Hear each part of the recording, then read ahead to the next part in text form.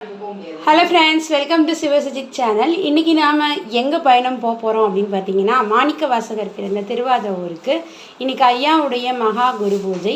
அதில் பங்கேற்பதற்காக போகிறோம். உங்களுடைய பிரார்த்தனைகளும் எங்களுடைய பிரார்த்தனைகளும் நிறைவேறட்டும்.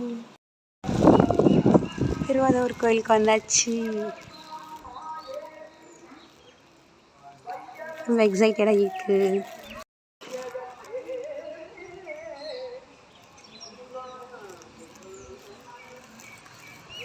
திருவாதவூர் கோவிலுக்கு வந்தாச்சு, சிவபெருமான் கோவிலுக்கு. அடுத்து நம்ம மாணிக்க வாசகர் கோவில் போகிறோம்.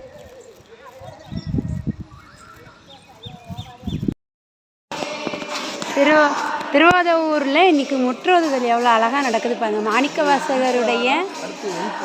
மாணிக்க வாசகருடைய பெரிய பூஜை இன்றைக்கி குரு பூஜை. அதுக்காக இன்றைக்கி வந்துட்டு இங்கே நமக்கு இந்த முற்றோதுதல் நடக்குது. ஐயாவை தரிசனம் பண்ணுங்க.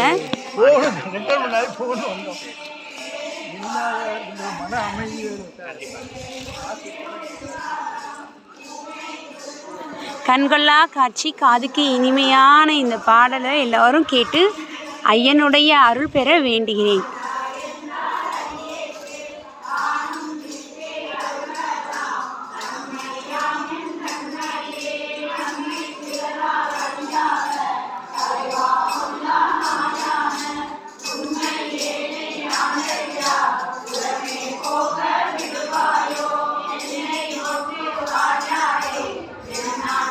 எங்கெங்கும் காணினும் சக்தியடான்ற பாரதியின் கூற்றுக்கேற்றபடி இன்னைக்கு திருவாதவூரில் ஃபுல்லுமே அடியார்களோட குரல் தான்.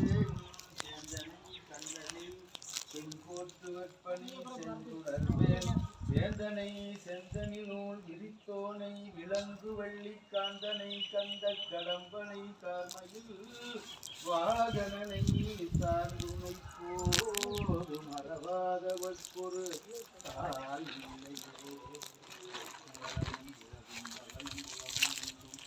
வாக்கும் வடிவும் முடிவும் இல்லாத ஒன்று வந்து காக்கும் மனோலயம்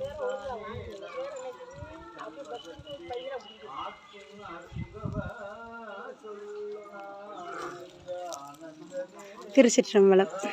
ஐயாவை அனைவரும் தரிசிக்கணுங்க. எவ்வளோ கோடிக்கண் வேணும் மாணிக்க வாசகர் ஐயாவை பார்க்க. தரிசிச்சுக்கோங்க.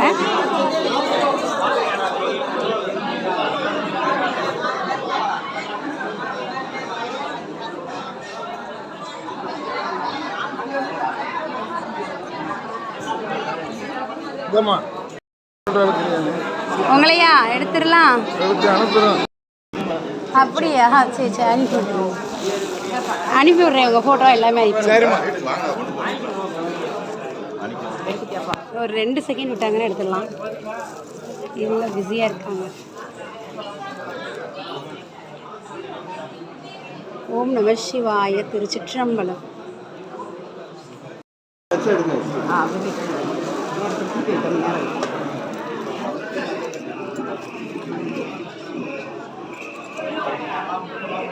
மாணிக்க வாசகர் ஐயாவுடைய பெரிய குரு பூஜை. வாங்கிக்கோடா. முற்றோதுதலுக்காக கிளம்பிட்டோம்.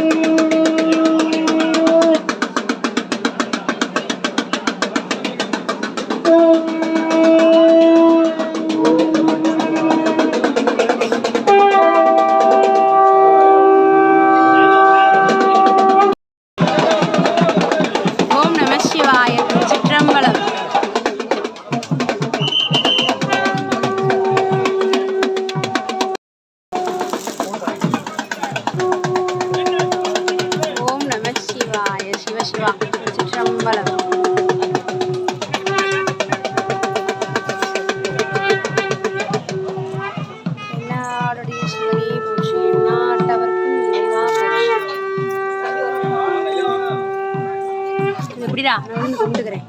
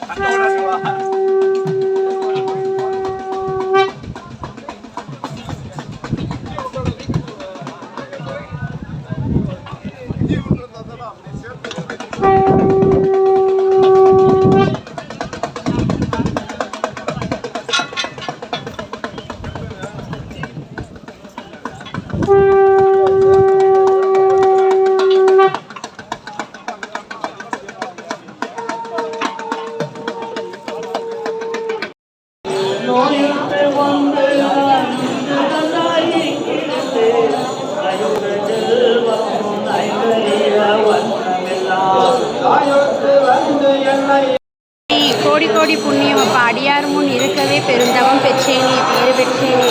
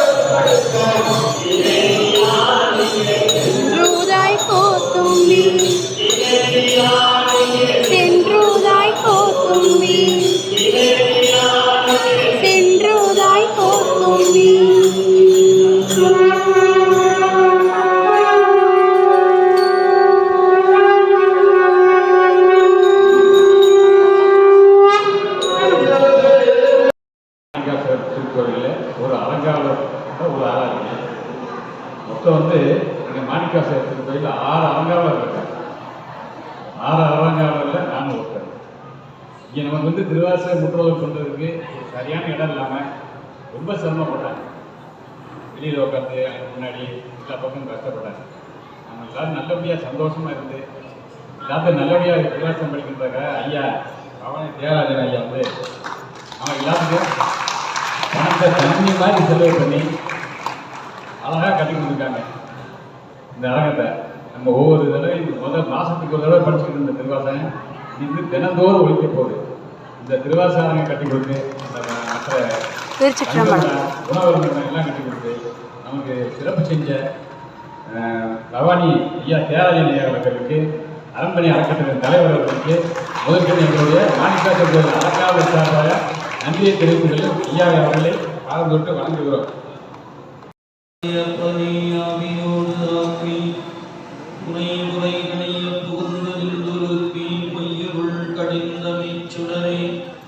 திரைபராமன்னும் அமுதக்கண்களவே திருப்பெருந்துரை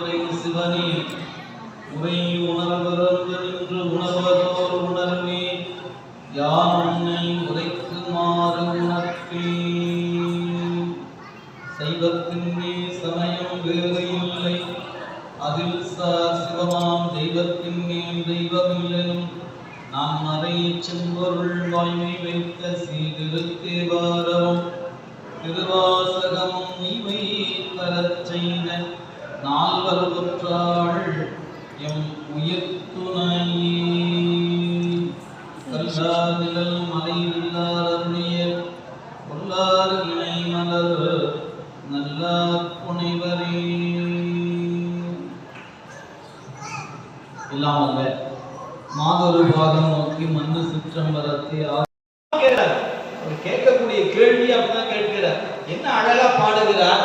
இன்னிசை வீணையர் யாழினர் ஒருபால் இருக்கொடு தொழுகையர் அழுகையர் துவண்கையர் ஒருவால் செந்தியில் அஞ்சலி கூப்பினர் ஒருவால் திருப்பெருந்துறை உரை சிவபெருமானே என்னையும்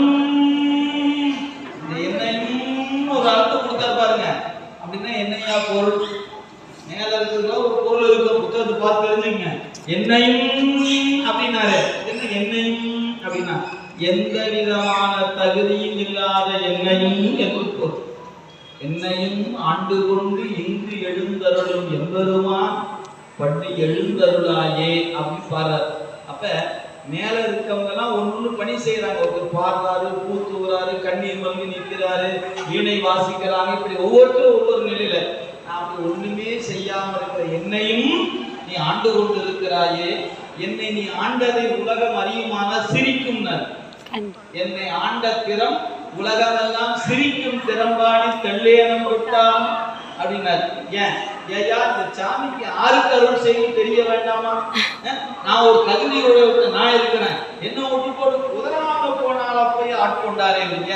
முக்திக்கு உலர்ந்து முனிவர் குலாம் நனி வாட வாடி போய் கையை தூக்கிட்டு ஒத்த காலம் நின்றுக்கிட்டு கண்ணீர் மல்க சிவபெருமானே சிவபெருமானே நிக்கிறாங்க. அவங்க எல்லாம் விட்டுட்டாரு. அப்படியே குதிரை மேல ஏறி உட்கார்ந்துக்கிட்டு ராஜா குதிரை வாங்க சொல்லியிருக்கிறார், குதிரை வாங்க சொல்லியிருக்கிறார். குதிரையும் நினைப்புல போறவரை இங்க வாயான்னு புரிஞ்சுக்கிட்டார். ஆட்கொண்டு என்ன பண்ண கோயிலை கட்டு அப்படின்ட்டார். சரின்னு கோயிலை கட்டிட்டார் அல்லவா. அப்ப இறை நினைப்போடு வந்தவரை கோயில் கட்ட வைக்கல, மன்னனுக்காக குதிரை வாங்க வந்தவரை கோயில் கட்ட வச்சார். ஏன் அவருக்கு காசு எங்க அரசாங்கம் கொடுத்த காசை ஒரு கோயில் கட்டலாமா ஐயா? வரி பணத்தை இப்படி பண்ணலாமா? அப்போ கேள்வி எழுந்துச்சு.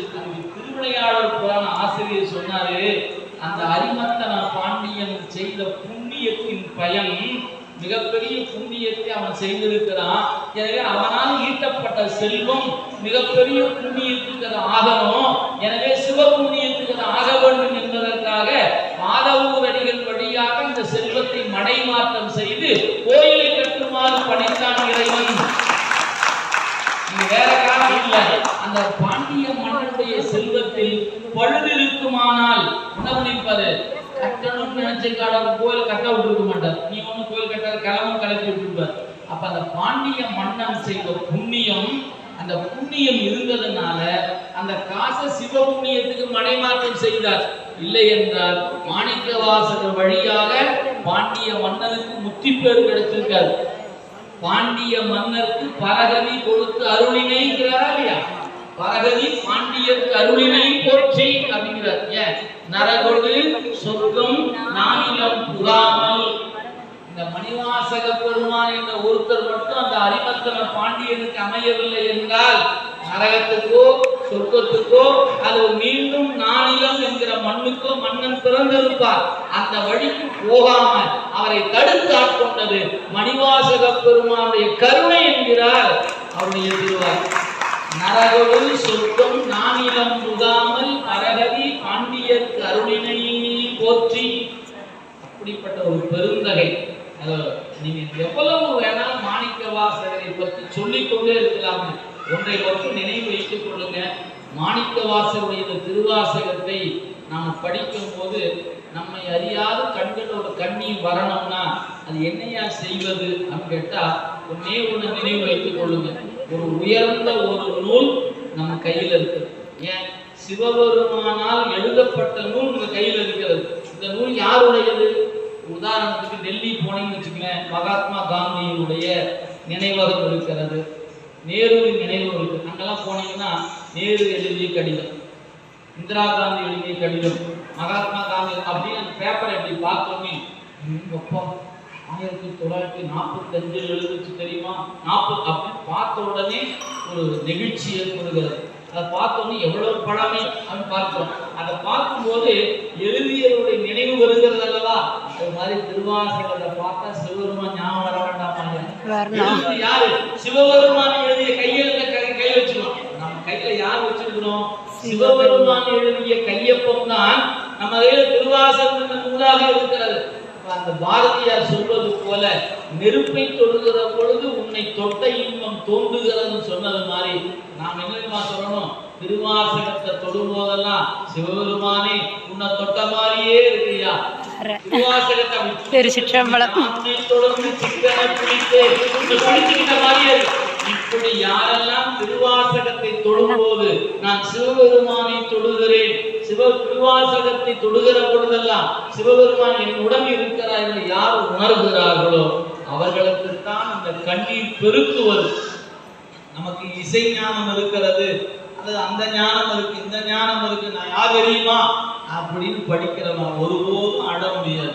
சாமி எவ்வளோ பெரிய நீ, எத்தனை அரிய நீ எளியானாய், எத்தனை அரிய நீ. எப்படி சொன்னார்? யாவருக்கும் மேலாம் அளவிலாட்சியுடையாய், யாவருக்கும் கீழாம் அடியேனை. நீ எவ்வளோ பெரிய ஆளியா, மேலான மேலான மேலான பொருட்கள் மேல் நீ. நான் யார் தெரியுமா? கீழே கீழே கீழே போட்டார், கீழான பொருட்கள் கீழே நான். நீ என்ன பிடிச்சி நீ எனக்கு கொடுத்த அது என்ன தெரியுமா? யாரும் நினைச்சு பார்க்காத இடத்துல என்ன தூக்கி வச்சுட்டேங்கிற பாட்டை என்ன அழகு சொல்றார்? யாவருக்கும் மேலாம் அளவிலாட்சியுடையாய், யாவருக்கும் கீழாம் அடியேனை, யாவரும் இன்பச்சரியாய் இன்பத்தில் வைத்தாய். என்ன மாதிரி யாருக்குமே கொடுத்தார்? ஒரு ஆளை சொல்லுங்க. எனக்கு சிவபெருமான் கொடுத்த மாதிரி இந்த உலகத்துல யாருக்காக கொடுத்திருக்கிறாரா? ஒருத்தருக்கும் இல்லைங்கிறார். ஆனால் யார் பெறுவார்? அச்சோவே. யார் பெறுவார்? அச்சோவே. ஏன்? எந்த நலம் அறியாது கிடந்த என்னை செம்மை நலம் அறியாத சிதறொடு தெரிவேனை உண்மை மலம் அறிவித்து முதலாய முதல் வந்தார் நம்மையும். இப்ப நாமெல்லாம் அந்த ஒரு இருமாப்பு இருக்குங்க, நம்மையும் ஒரு பொருளாக்கி நாய் சிவியை ஏற்றுவித்த அம்மை எனக்கு அருளியவாறு ஆர் பெறுவார் அச்சோவே என்று அந்த இருமாப்பில் இருக்கக்கூடிய வாய்ப்பை அந்த சிவம் நமக்கு தந்திருக்கிறது. எனவே எத்தனையோ பிறவிகள், அந்த பிறவிகளை செய்த புண்ணியத்தின் பயனாகத்தான் நமக்கு கிடைத்தற்கரிய பேராகி இந்த மானிட பிறப்பு. அரிது அரிது மானிடராய் பிறத்தல் அரிது, இல்லாமல் செவிடு இல்லாமல் இப்படி குறைபாடு இல்லாமல் பிறத்தல் அதனினும் அரிது. அதை கிடைச்சிருச்சு. அதுக்கப்புறம் அதனினும் அரிது சிவபெருமானை நினைத்தல். அதனால நம்முடைய நூல் சொல்லுகிறது, மானிட பிறவி தானும் வகுத்தது மனவாக்கு காயம் மானிடத்து ஐந்தாலும் அரண்மணிக்காக அன்றோ வானிடத்தவரும் மண்ணில் வந்து அரண்டனை அச்சிப்பர் ஊனெடுத்தும் உழலும் ஊமர் ஒன்றையும் உணரார் அந்தோ அப்படிங்கிறார். என்ன அர்த்தம்? வானில் இருப்பவனா மண்ணுல வந்து சிவபெருமானை பூஜை பண்றார். இந்த தலத்துக்கு போய் பார்த்தா ஏன் வாதவூர்னு பேரு? காற்று என்கிற தெய்வம் பூசித்ததுனால வாதவூர்னு பேரு. காற்றுக்குரிய தெய்வம் யாரு? வருணன். அந்த வருணன் என்ற வாயு என்று சொல்லக்கூடிய வாயு பகவான் வந்து பூசித்தார். எப்ப பூசித்தார்? அவர் ஒரு 1000 வருஷத்துக்கு முன்னாடி வந்து பூசித்தார். அந்த வாயு என்கிற கடவுள் இந்த மண்ணில் இருக்கிற பெருமானை பூசி வேதபுரீஸ்வரர் பூசித்ததுனால இந்த ஊருக்கு வாதவூர் என்று பெயர். இந்த பெயருக்கு என்ன காரணம்? எங்கேயோ இருக்கிற தேவன் இங்க வந்து பூசித்தானா, நாம் இங்கேயே இருந்து போகாம எப்படி நினைச்சு பாரு. அப்ப இந்த மண்ணில் இருக்கிற சிவலிங்க திருமேனிகள் நமக்காகவே வெளிப்பட்ட திருவேணிகள், நாம் வழிபாடு செய்வதற்காகவே இறைவன் வெளிப்பட்ட இடம். எனவே இறைவன் கிளறுகின்ற காலம் இக்காலம். இறைவன் இன்னைக்கு வெளிப்படுகிற காலம். எனவே தன்னுடைய அருள் அமுதத்தை வாரி வழங்குகிறான். வந்து முந்துமின் காலம் உண்டாகவே காதல் செய்து உய்வின் கருதறிய ஞானம் உண்டான ஒரு நான்கன் மாணவர் நன்னறிய ஆலமுண்டான் எங்கள் பாண்டிக்கிறான் தன் அடியவருக்கு மூலமண்டானம் வழங்குகிறார். வந்து முந்துமினே வேகமாவா நாளானி போனா தெரியாதியா, இன்னைக்கு கொடுக்கிறார், வா வாங்கிக்கொள் என்று மணிவாசக பெருமான் அறை கூவுகிறார் நமக்காக. எனவே அப்படி கிடைத்த பெரிய பேரு இந்த வாய்ப்பு. எனவே பன்னெடும் காலமாக 12 தொண்டர்கள் பலகாலம் பூசித்ததாலும் பிரார்த்தனை செய்ததாலும் அமைந்திருக்கிற வளாகம் இந்த வளாகம். எனவே இங்கு வருகிற ஒவ்வொரு தொண்டர்களும் இந்த இடம் திருவாசகத்துக்கான இடம். எனவே நாம் இங்க வந்து தயவு செய்து படுத்து தூங்குதலோ, அதுக்கு வேற இடத்து பக்கத்துல இருக்கலாம், அந்த வீட்டிலே தூங்கி கொள்ளலாம். இங்க வந்தவனா ஒரு பாட்டையாவது பாடணும். ஏன் படிக்க தெரியல, உட்கார்ந்து கேளுங்க.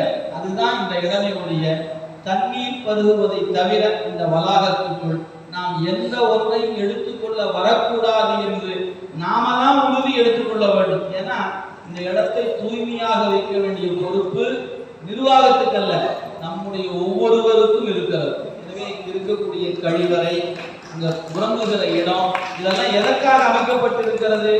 நமக்கு ஒரு வாய்ப்பு என்னன்னா, ஒரு கோயிலுக்கு போறோம். தமிழகத்தில் ஒரு இடர்பாடு என்ன தெரியுங்களா? ஒரு கோயிலுக்கு போனோம்னா